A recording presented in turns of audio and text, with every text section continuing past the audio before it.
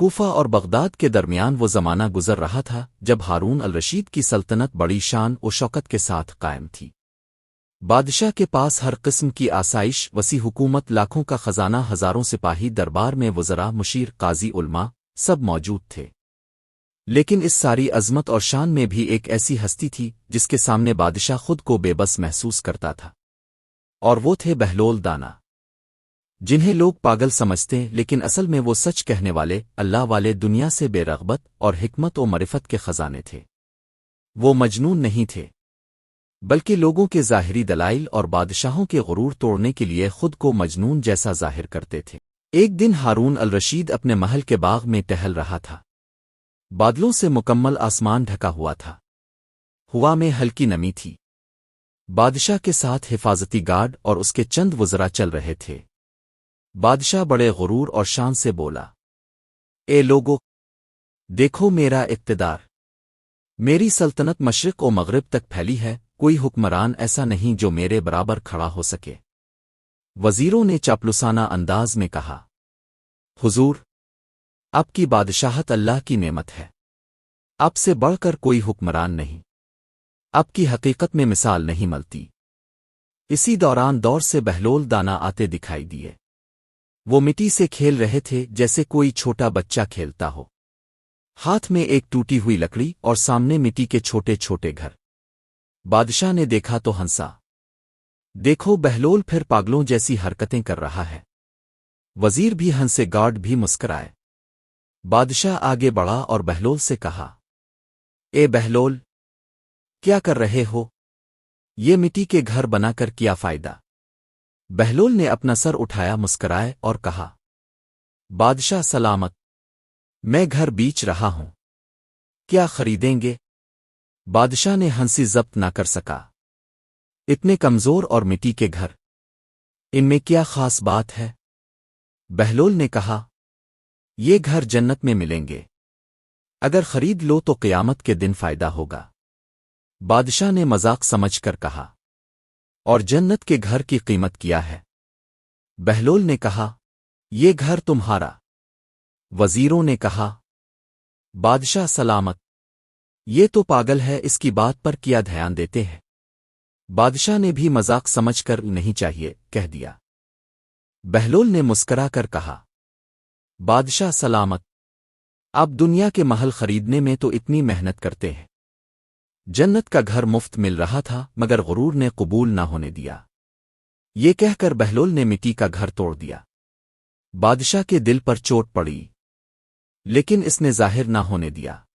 رات کو بادشاہ اپنے نرم بستر پر لیٹا لیکن نیند آنکھوں سے غائب تھی۔ اس کے دماغ میں بار بار بہلول کے الفاظ گونج رہے تھے، جنت کا گھر مفت مل رہا تھا مگر غرور نے قبول نہ ہونے دیا۔ بادشاہ کروٹیں بدلتا رہا، ساری رات اس کے دل پر بوجھ رہا۔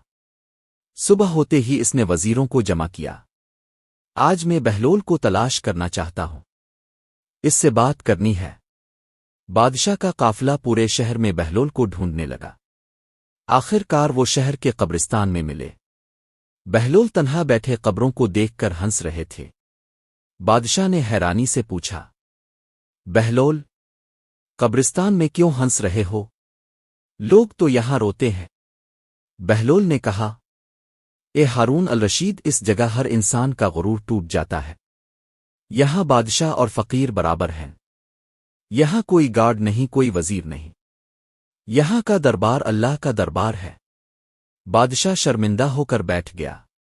نرم لہجے میں بولا، بہلول، کل تم نے کہا تھا کہ میں غرور میں آ گیا ہوں، کیا واقعی ایسا ہے؟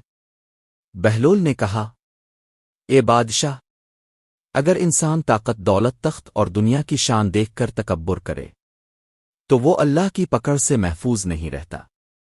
غرور وہ بیماری ہے جو شیطان کو بھی نکال باہر پھینکے۔ بادشاہ کے آنسو نکل آئے۔ بہلول، مجھے نصیحت کرو، میں بدلنا چاہتا ہوں۔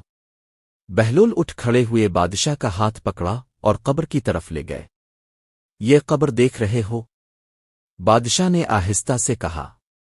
ہاں، بہلول نے کہا، کل تک یہاں بھی ایک انسان دنیا کی رونق میں مگن تھا، کل تک وہ بھی سمجھتا تھا کہ زندگی بڑی لمبی ہے، لیکن آج یہ خاک میں ہے، اس کے پاس نہ سلطنت رہی، نہ لباس، نہ خزانہ۔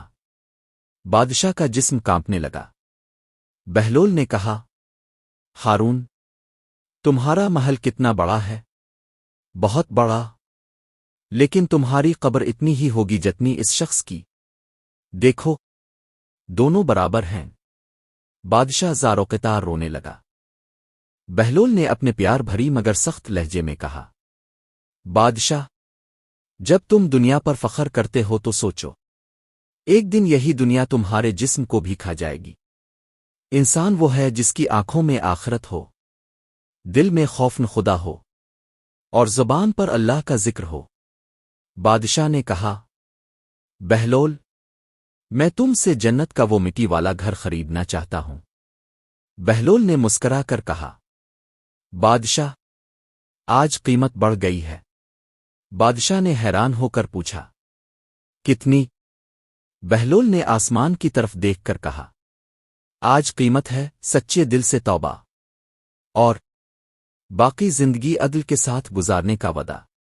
بادشاہ نے فوراً ہاتھ اٹھایا، پروردگار، میں توبہ کرتا ہوں، میں عدل کے ساتھ حکومت کروں گا۔ وہ دن تھا، اور اس کے بعد ہارون الرشید کی ساری حکومت بدل گئی۔ وزیروں نے دیکھا کہ بادشاہ اب پہلے سے زیادہ نرم دل ہو گیا ہے، عام لوگوں کے مسائل سنتا ہے، ظلم کرنے والوں کو فوراً سزا دیتا ہے، یتیموں کے گھروں میں راشن بھیجتا ہے، بوڑھوں کی خدمت کے لیے اپنے خزانے سے مدد جاری کرتا ہے۔ ایک دن وزیر نے پوچھا، بادشاہ سلامت، یہ تبدیلی کیسے آئی؟ ہارون الرشید نے جواب دیا، ایک مجنون نے مجھے عقل دے دی، اور ایک فقیر نے مجھے جنت کا گھر خریدنے کا طریقہ سکھا دیا۔ ایک دن بہلول بادشاہ کے محل کے باہر بیٹھے تھے۔ بادشاہ آیا، سلام کیا اور بولا، اے بہلول، تم نے میری دنیا اور آخرت دونوں سنوار دی۔ بہلول نے مسکرا کر کہا، بادشاہ، میری بات یاد رکھو، دنیا مٹی ہے، اور انسان اس مٹی کے گھر میں چند دن کا مہمان ہے۔ اصل گھر تو آخرت ہے، اور اس گھر کی قیمت ہے ایمان، عمل، اخلاص اور دوسروں کا حق ادا کرنا۔